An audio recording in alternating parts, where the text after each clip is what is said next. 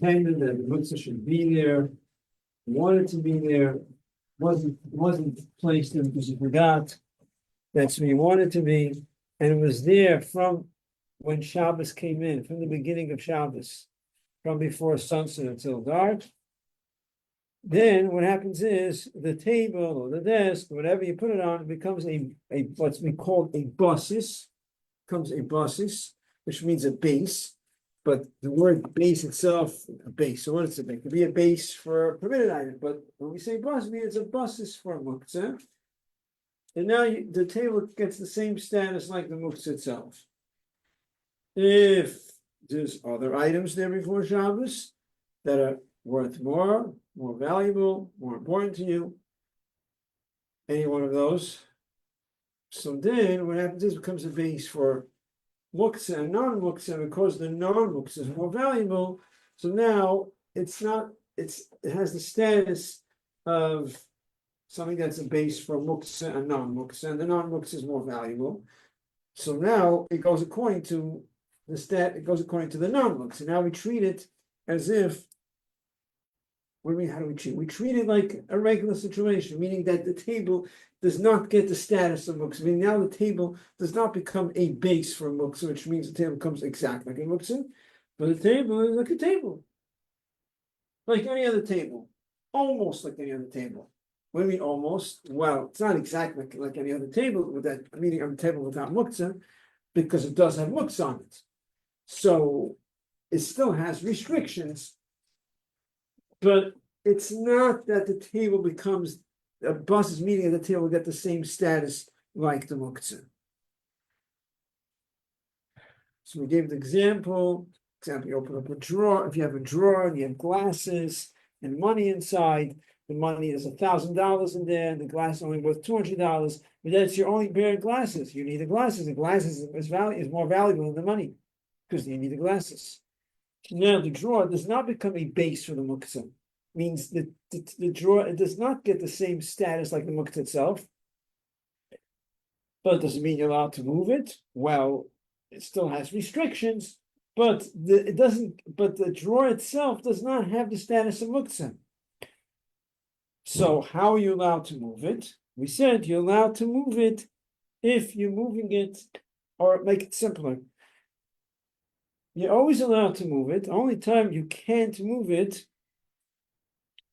if you're moving it for the purpose of using the muktzeh or to protect the muktzeh, or I should also add in if you're moving it without a purpose. Without a purpose, then you also can't. So another way of saying it is that you're allowed to move it if you're moving it because you want to use the permitted item. It's for the use of the permitted item. Or you need the space, let's say. The space, and wouldn't apply to drawer, would apply to a table. You have a table with leichter and challah on it. So now the table is not a basis. So now the table does not have the status of muktzeh because there before Shabbos. Now you're allowed to move the table if you want to use the table somewhere else. You can't move the table because you want to have because of the leichter, to protect the leichter, or because you want light in another room. But if you want to move the table because you want to use the table, then you're allowed, because you move it for the permitted item. You're also allowed to move the table if you need the space. You need the space here because you need the space for something. And you're also allowed to move the table. But to move without a purpose, or to move it for the purpose of the muktzeh, that you're not allowed. Yeah. So what happens a lot on Shabbos for me is like I'll leave my glasses in my purse and then I'll like go searching around in there. There's definitely muktzeh there. And there's money. You're asking a different question. You're asking, you have your pocketbook, and there's muktzeh, non-muktzeh, and you stick your hand inside to get the non-muktzeh, but you might end up moving the muktzeh. Yeah. It's you understand you're asking a different question. But no, I'm thinking like it's in the purse It's not what we anyway, so discussed. is the purse the base too? Is that bad? So the question, There's two parts of the question. Is the purse base? So in the purse, you have your wallet. We mean more No, descriptive. more like just plain bills, pens, So you well, have the pens bills I would need in inside, space, so you it's have hard. bills loosely sitting around in the purse, Mhm. right? Then you also have pens. pens. What else? It's really not my business what's. I don't really Then know. yeah, so what's the question? There's only muktzeh in there. Absolute and non-absolute muktzeh, right? And your glass. Huh? Glasses. Oh, you could, well, okay, so that's the Yeah, issue. that's The it. glass, that's what I meant. You have glass, you have muktzeh, non-muktzeh, right? Now, before Shabbos, did you want your glasses to be there? Well, I don't normally wear them on Shabbos, but if I like decide, okay, maybe I'm gonna wear them, you know. Do you usually keep them in your bag? The question, because we said, for something to become a base of muktzeh has to be intentional, like you want it to be there. That's the place, that's where it belongs. Oh, Now, the question is, you have a purse with money in there, and the money is meant to be there, right? Now you have glasses in there, the glass is meant to be there. Right? I don't think it's meant to be there. I sometimes leave it in there. Yeah, so you forgot, you were supposed to take it out before Shabbos. I better. Please. So here, now you Forget them have. all. Now, so to stick your hand inside and take out the pair of glasses without touching the money is not a problem. Yeah, but I sometimes touch the money. So could you be careful? Play game with operation. Like I was just basically, yeah, I started, it's like You, started. you have an issue, you have a big issue here. No, really, now look, I'll tell you why. Because do you want the money to be there? So it's a base for the money. Yeah, 1 second, it's the base for the money. No, the glasses doesn't belong there. You didn't want it to be there, you left it by mistake. So now it's only a But I leave base, it it's there only a all the base time. for money. So the purse is actually real muktzeh. Very interesting situation, goes the opposite way. Usually you put the challah that helps you, it's the opposite, you don't want it to be there. So now it's not a base for the permitted item. So the purse, 1 second, the purse becomes absolute muktzeh, the purse. Now, the glasses, if you could take the glasses now, but regardless, your issue is putting your hand inside, taking out the glasses and you're moving money. So it's irrelevant if the purse is muktzeh or not, the money is muktzeh. So you stick your hand inside, you want to make sure you don't use the money. Now, practically, you want to know what to do? And we said, use your body, use your foot, use your elbow. Yeah, get some exercise. I don't just put it on a hook. I'm just like thinking like, how am I, okay, I guess I can like get it off the hook. Okay. That's the only way, but in that case, it's actually a base, the purse is Like, you may actually, be moving the purse. the purse is real muktzeh. Yeah. So use your body, use your elbows, use your foot, you know. Yeah, we said you can use any part of your body when it comes to moving muktzeh. Regardless for whatever purpose, as long as it's not in your hands. Yeah, what's actually, so wait, I was waiting again. Yeah, So yesterday, I think they mentioned that like, if it comes to other things, you could kind of decide, like, I think like in this case, you could kind of decide what has like the most value to you. So say you have $10,000, and then you have like, another pair of glasses, that's the only pair of glasses that's worth more to you. Could you go the other way around and say, okay, yeah, I'm keeping my only pair of glasses, but I'd much rather keep the money safe than wear glasses on Shabbos. So like, now this is. one second. By you taking out the glasses, the money is not safe? Oh, no, That's not affecting the necessarily. safety of the money? Not really. I So, no, it's not, you're missing a point over here. He's saying, I would rather have the money than the glasses. If you had to choose, you're like, yeah, sure, you have to, that's irrelevant. The point is, on Shabbos, because you need a pair of glasses, so the glasses is considered worth more than the money. The example that's brought in illustration is actually not, it doesn't give the example of $10,000, the example may be 1,000, I don't recall the exact amount of money. I'm not sure if it changes, you're making me think that maybe if it's a huge amount of money, maybe it's different, I don't know, I have to look into it. I mean, that's not usually the case, it gives the, usually in a drawer, people don't just keep loosely $10,000, it's very irresponsible. So he gives the example of you have a drawer, you have 500, 1,000, whatever, you have, with people carry around so that's the example he gives, and he says, for the person, the glasses is more valuable, because that he needs a pair of glasses, that's what he needs, so for now, it's more chashuv, it's more important to him. It could be it wouldn't change, because for now, it doesn't mean if you had to choose. I'm not saying that you would choose your glasses over the $1,000. You don't care if you lose $1,000, you want to get your glasses. That's not what it means. It means for now, what's more important to me now? It's not about choosing. It's not about I'm ready to give up $1,000 so I can wear my glasses now. No, it's not what it means, obviously, because no person would in his right mind would agree to be. Unless someone who's a millionaire, it's a different story. We're talking about average people here. It's not about that. It's about that now the glasses has more value to you. That's what it is. Okay? Yeah. I have two questions. If someone did have like a large amount, like $10,000 in a drawer with other things in it, would that change the circumstance? That's what I'm saying. But be more specific. Like, $10,000 with what? What's inside? A um, pair of glasses. like socks, underwear, and glasses. Right, the same idea. Okay, so that's what I'm saying. And you need the garments and you need the glasses. That's what you need now. And that's what we're discussing. We're saying in that case it's brought down because this is what you need, and you don't have another place. You only have it in here. You don't have another drawer. You only have one pair of glasses. So it's brought down the glasses and considered more important. What I'm saying is, the English Commission speaks about it. He doesn't talk about $10,000. I think he mentions 1,000. It sounds like in that, more in that area of like reasonable amount of money, but worth more than the glasses. If it's,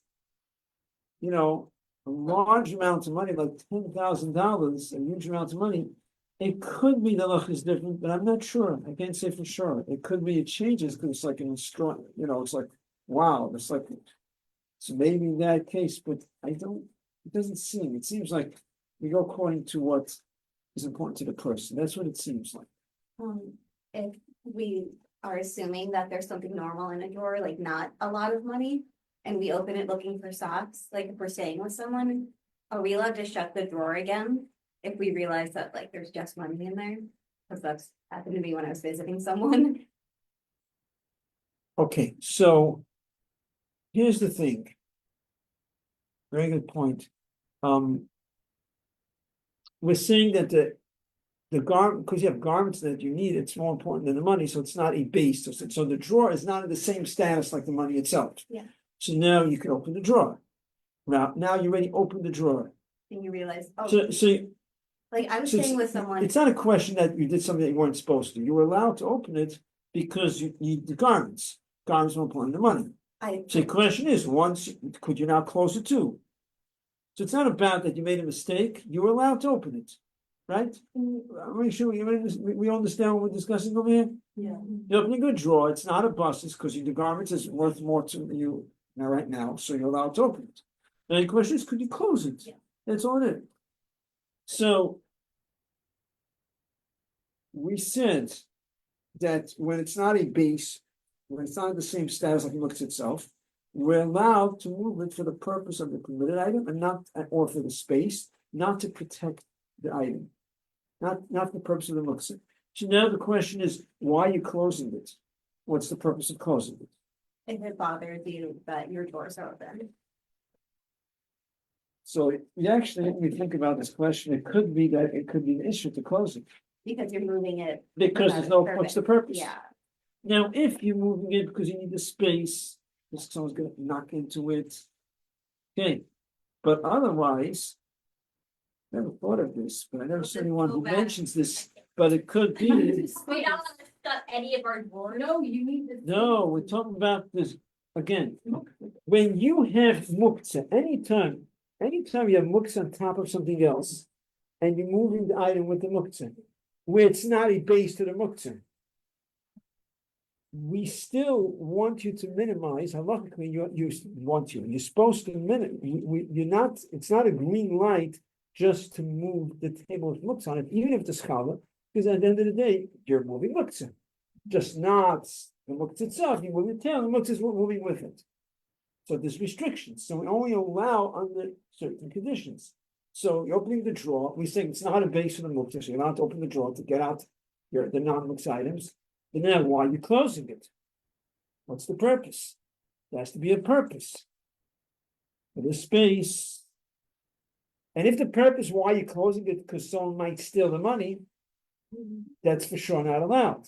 Now again, on a practical level, we know already, use your body. So pick up your foot and close the drawer. So for a drawer, it's not a drawer, it's simple with your foot. It's not like a lighter on the table, or moving the table, how you gonna move the table with your foot, right? A heavy table and move with your foot. A drawer, you have a way out of it. But with your foot. Follow up to my first question, what if there's a sitter in my purse? There's a siddur in your person. The siddur is meant to be there. Yeah. Very good. So now it's like leichter on the table. So now the purse is not absolute muktzeh. That means, but there's still limitations. You want to move the purse? Why are you moving the purse? Because you need the siddur. So take out the I siddur. still need the glass, but. Right. So there's always limitations. We have to. It's within. We limit you. We say, okay, you need. Let's talk about the table, right? You have table with leichter and chal on it. So now you're not allowed to move the table because you want to use the table in a different place. You're allowed to move the table, right? You said you're allowed. But it doesn't go so simple. There's like a question. There's a questionnaire, as if to say, right? You need a table, right? You're allowed to move the table. Wait a second, but we have to minimize muktzeh as much as possible. When you move the table, you're moving it with the leichter. So you know what you're supposed to do? Step one is, if possible, pick up the table, tilt the leichter off the table, leichter fall off the table. Now you're going to say, yeah, but if you tilt the leichter off the table, it's going to damage the leichter. So now you don't want to shake it off because it's going to damage the leichter. So now you don't want to shake it off because of the protection of the muktzeh. So now this becomes an issue. This becomes an issue because you're moving the table with the leichter. And step one is really to shake off the leichter because you have to minimize muktzeh. Because the reason why you're moving it is because you need a space. You can because you want to use the table. But you don't need the leichter on the table, just need the table. Okay, so we need to minimize muktzeh, that even though it's not actually moving the muktzeh, we have to minimize it as much as possible, only what's necessary. So step one is actually, we tell you is, pick up the table, tilt the leichter off, let the leichter fall off the table. Now, what's going to be your response? Your response is going to be that it's going to damage the leichter. Oh, so now you want to progress the muktzeh for the purpose of protecting the leichter. So this becomes an issue. It's actually machloekes, and now they're strict about it. Because you're not actually moving it for the muktzeh. Well, you are. You get it? Yeah. You're moving the table. Why do you want to shake it out? It's going to damage the leichter. So you're not actually moving to the muktzeh, because the machloekes, I'll be strict about it. Now, if the reason why you don't want to shake it off is because, let's say that's part of the reason, well, I need the space too. Okay, now you have a good excuse. Now you're allowed to move the table with the leichter because if I shake it off, I'm moving it because I also need the space. If I shake the leichter off, I'm losing the space. Okay, now I can move with the leichter. Yeah. Any questions before we go on? Okay. The table Now- without like a lectern on it is just not absolute muktzeh. A table without leichter on it. Yeah. That leichter was never there before Shabbos. Yeah. Just a regular table. Yeah. So a regular table is not muktzeh. Why should it Not be? at all. Why should it be I muktzeh? don't know. Wood is like a Explain wood your base. question. Oh, I guess it's like a purpose, okay, the table has purpose, but like a wood. Why like would a wood- regular table be muktzeh? I'm not sure I what, don't know, this whole topic is very confusing. really, okay, so, you know what? You really should spend time after class. Yeah. You know, find time to review it with someone, or your friends, and I need to just Review keep thinking about it. it, if it has a purpose or not. Other than like, I'll say the something. best way of really learning and retaining anything is by doing it on your own. Classes are good, but you really have to sit yourself and review it and discuss it, and that's what Bachman do in yeshiva. Most of the learning is on their own. You're able to, but for learning and growing and learning, that's really the best way of learning. But you need classes also in certain topics, and that's, you don't know what to look at. You need a topic, to be a teacher to make you aware of it, but really, when you're learning on your own and reviewing it, especially if you learn from the safer, then you have what to go back to, what to fall back to. So you're reading in a safer, it's written down, and then you review it, and then you analyze it. That's really the best way to know. Okay, is this clear so far? Yeah. Okay, so let's move on. And now we're going to discuss, so here's an interesting situation with moving leichter. So generally, you're not allowed to ask a non-Jew to do work for you on Shabbos. In the same, this Muktzeh. Could I ask a non-Jew to move Muktzeh? You're not doing a malach, you're just moving Muktzeh. Doesn't matter. Generally speaking, you can't ask a non-Jew to move Muktzeh for you. Because anything you're not allowed to, you're not tell the guy to do it. Fine. But there's actually a leniency that you could tell a non-Jew to pick up the leichter and take it off the table after the meal is over. There is a leniency for that. And that is if you had intention before Shabbos that you wanted to be moved. If you had intention before Shabbos that you wanted to be moved, to be more precise, the language of halach is you have intention to move it yourself, let's say, or to ask a non-Jew to move it, then you're allowed to ask a non-Jew to move it.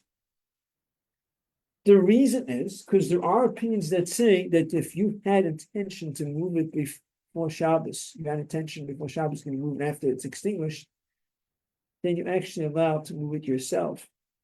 There is such an opinion. It's not the halacha, but there is such an opinion. But because of that opinion, we say, hey, we're not going to use that. We're not going with that opinion. It's too lenient to move it yourself. But we're going to lean on that opinion to say, for a non-Jew, let's ask a non-Jew to move it. So if you intended, it means you wanted it to be moved after it's extinguished. So you intended to ask a non-Jew to move it, let's say, practically, well, what would be the intention? Or theoretically, you had intention to move it yourself, let's say, well, we say we don't allow you. You're allowed to ask a non-Jew to move it directly, to tell them directly without issues. So that's one exception, that's one of the exceptions, where you can tell a non-Jew to move Muktzeh directly on Shabbos. Wait, this is like every week you can do this, or it's like kind of like what to rely on if like by mistake you ask? No, the Chatchila, it's the Chatchila. If that's your intention, that was your plan, it means your plan was you were going to ask them. That means your plan was that you want to move it. Yeah. So you can ask them directly. Yeah, If you don't have this plan before Shabbos, then does They- it change? Meaning, doesn't the table stay what it was before Shabbos? we're not discussing the table, we're discussing the leichter, we're discussing moving the leichter directly. Moving the leichter directly. We don't rely on this opinion. No, we don't rely that you could do it yourself. Yeah. Logically, everything stays in the status of Muktzeh, but there's an opinion that says because you intend to move it, so now it doesn't come in base for no Shabbos because you plan to move it. We don't go by that opinion. But in regards to asking the non-Jew, we use that opinion. That opinion is good in regards to telling a non-Jew, it's a step lower, you're not doing it yourself, says we could treat it like it's non-Muktzeh in regards to a non-Jew. Did you mean to ask the table also should not? We asked was if the table should also not become a base in that case. But my Yeah. question is, if Shabbos comes and the lector is on the table without challah, then it's Shabbos, you had no intention to do anything. then it's Right. Shabbos, Yeah. you ask the non-Jew to move the leichter, and then what's the status of the table? No, so that's what we're saying. You didn't have intention to ask him, then you cannot tell him to move it. Oh.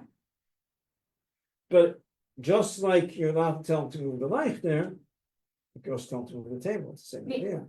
It would be the same idea. Okay. Now, holding a child that has muktzeh. You have a child that's holding muktzeh. So we said that if you have a table with muktzeh on it, and the table is not a base for the muktzeh, because it was left unintentionally, there was schal on the table, so it's not a base, and now there's leeway, you can move the table if you're moving it for a permitted purpose.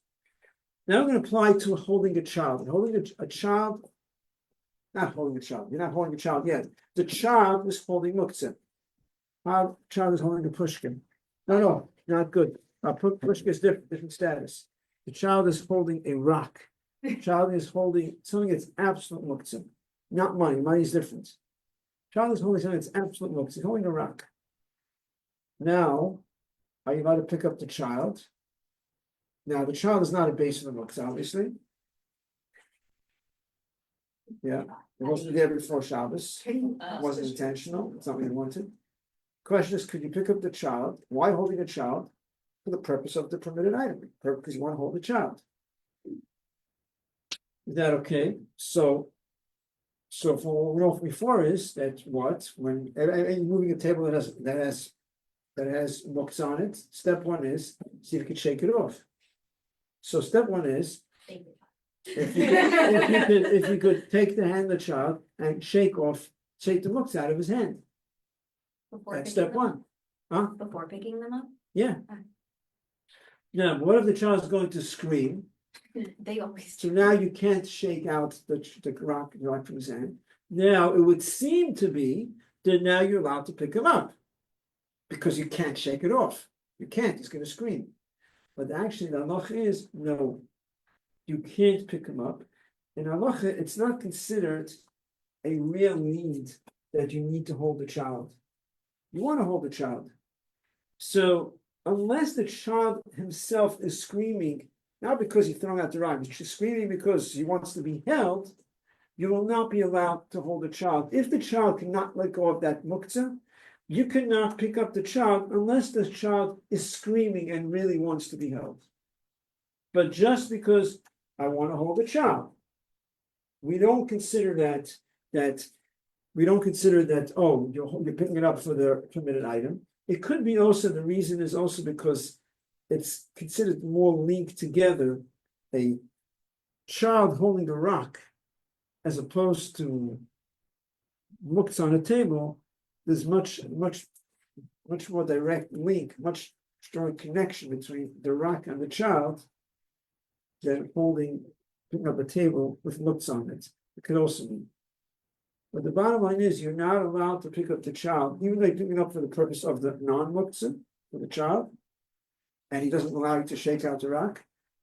You cannot pick him up unless he's so. The language of Shulchan is that he's like hysterical, that he wants to be held, that he's crying, he needs to be held, and there's no way. And again, he's hysterical. He wants to be held, but still, step one is to shake it out of his hand. But if he doesn't allow you and he's crying like he really wants to be held, and you cannot shake it out from his hand because he's going to continue screaming, so then you're allowed to pick him up with the muktzeh item in his hand.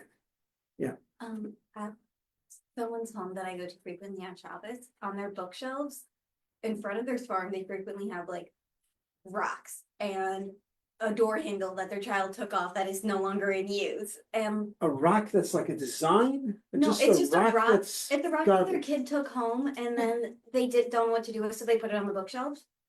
So And it could fall off. yeah, so Right. regardless of whether or not it's a good idea, I'll be holding one of the kids and like looking for a sitter.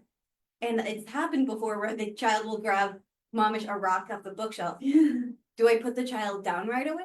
Do I shake what's the best course of action? Well, again, there's the danger. If there's a danger issue involved, I'm assuming there's no danger issue involved. With the rock, whatever, it could be the age, the child, infant going around. the rack for No falling on his safety hand. issue. With the safety, I'm not, so assuming there's no safety issue over here, you're supposed to put it down. You can't hold him anymore. Yeah, yeah. Now, if the child is holding money, then it's even stricter than this. If the child is holding money, then not only you can't hold him, you can't even hold his hand. You can't walk him. He's holding money in one hand. He's holding the pushka. He's holding the pushka. He told, hey, put back the pushka. So you take his other hand and you walk. He's holding it, and you're holding his other hand, and you walk. You can't even hold his hand and walk with him, because when it comes to money, said money is like comes to money, people lose their mind sometimes, and if he drops the money, they pick up the money. So maybe not in the specific example of a pushka in your house, but it doesn't matter. The general the idea of money is that we're concerned he might drop the money in his hand, and you'll go and pick up the money. So you not only can't hold him, you can't walk him as holding his hand when he's holding money in his hand.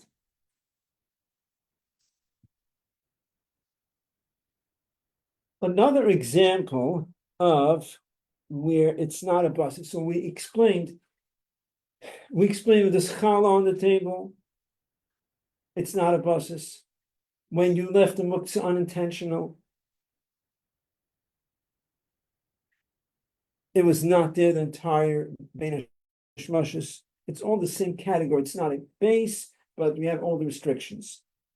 Another example would be a tablecloth. We spoke about the table being a base for the muktzeh. So in a regular situation, there's no chal on the table because you lit the candles before Shabbos, and it was there. The light was on the table from before sunset till after dark, and there was no chal on the table. So we say that the table becomes a base for the muktzeh. The light becomes a base for the. To be more precise, the candle becomes a base for the fire, and the lighter becomes a base for the candles, and the tray becomes a base for the lighter, and the table becomes a base for the tray. Keeps on going, and the tray is a base for a muktzeh where you can't move the table. However, the tablecloth is in a different category. The tablecloth is not a base for muktzeh,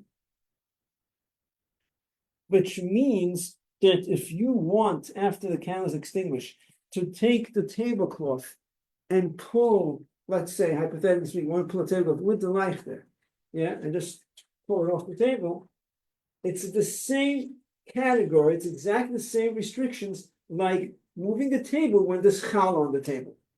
Same category, whatever we discussed. If it's not to protect the muktzeh, so the tablecloth is not a base for muktzeh. And the reason is because when you are putting the light on the table, you're not specifically putting it on the tablecloth, even though you are putting it on the tablecloth, but you don't care for it to be on the tablecloth. Why? Of course, where else can I put it? You don't care that it should be specifically on the tablecloth. By default, it's on the tablecloth, because a regular tablecloth does not have a hole in the middle of the tablecloth to put your light in the center where there's no hole, where there's a hole. So by default, the lighter ends up being on the tablecloth, but not that you actually want dafke the light should be on the tablecloth. You want it to be on the tray. The tray is supposed to be on the table, but the tablecloth, you don't care if it's on the tablecloth or not. It's going to be on the tablecloth. There's a tablecloth there. We're going to make a hole before Shabbos to stick the light inside the hole. Yeah. It's too much work. It doesn't make it. There's no point in that. Why? Just let it be let it be on the tablecloth. But you don't specifically want it to be on the tablecloth. So the tablecloth is actually not a base for the muktzeh. So when it comes to pulling the table of the leichter, it's the same category, whatever we discussed before. Moving the table with leichter, that also has chal on it, and we gave all the restrictions when you could, when you can't. It's the same exact category. Yeah, understood? Another example would be a suitcase. Let's say you're going for Shabbaton and you're packing a suitcase, right? And you pack your suitcase. How does it work when you pack a suitcase? If you have specific intention, what item should be on top of what? So you have your, your expensive camera. I guess these days it's still with old examples from years ago. find something, but it's not necessarily absolute muktzeh. Something that's absolute muktzeh, no, we don't have too many things. What would My be- wood that I was supposed to. build Most to. of the things you put into your suitcase, If you had a hammer? hammer's non-absolute. It's not, non-absolute is in a My different rocks that category, I collect. Okay, yeah, I do put rocks in my bag. whatever. I like them. Okay, something that's something that's absolute muktzeh. Money, Think of- money. Money, your purse, Yeah. Look, Again. my house looks worse. your purse. Can we use your purse for the example? Yeah. Okay, good. We'll use your purse for the example. Okay, so you pack your suitcase, clothes, this garment, other garments, whatever, one on top of the other, your shoes, this, and then you put your purse on top. Now, you take out, you open up your suitcase Shabbos morning, when you need clothes, right? And the purse is on top of your clothes. So that's it, no clothes? No clothes for today? Can't change it, what happens now? Huh? Oh, so you could, foot you could always do, but questions could use your hands. The question is, the clothes became a base for your purse. No, it's like the tablecloth. So, Put it in the suitcase. okay, well, why is it, Just on the clothes, that's where it landed. in the suitcase. Yeah, it's not like you want it on the clothes. exactly. So when you put your purse on your clothes, it's not like you wanted the purse to be sitting on the clothes. No, that's how it worked out the packing. It made sense to put it there. It's not like when I pack my suitcase, the purse has to be on top of my clothes. That's not what it is. That's not how people pack. They have a special kavanah that the purse has to be on the clothes. There's no kavanah in that. It just worked out. It fit better this way. So the purse ended up being on the clothes. So therefore, the clothes does not become a base to the purse. So therefore, it's the same like with a schal on the table, the same thing. Now, again, you can't just pull out the clothes if it's for the purpose of the muktzeh, let's say. It's the same restrictions that you have all those restrictions we discussed before. But the clothes does not become a base for the muktzeh. So if you're pulling out the clothes because you need the clothes, no problem. Understood?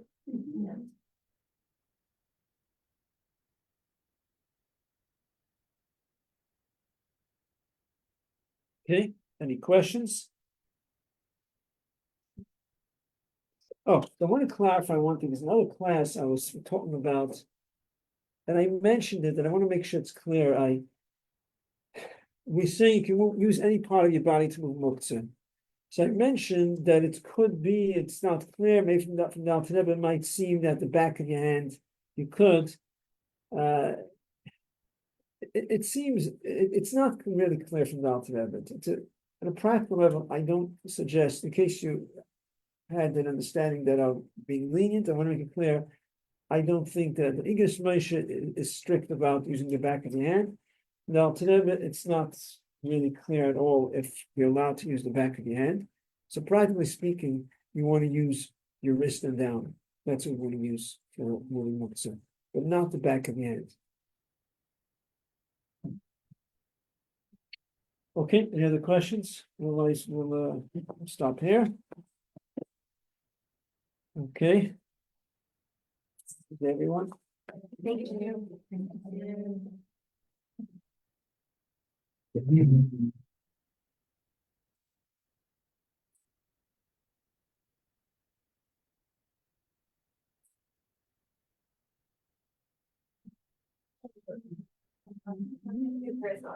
And then I was like, oh, I don't need my brother.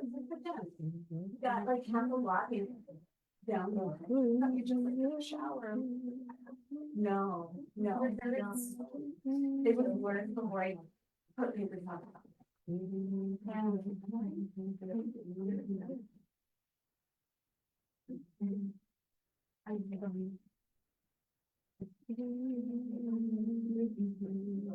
I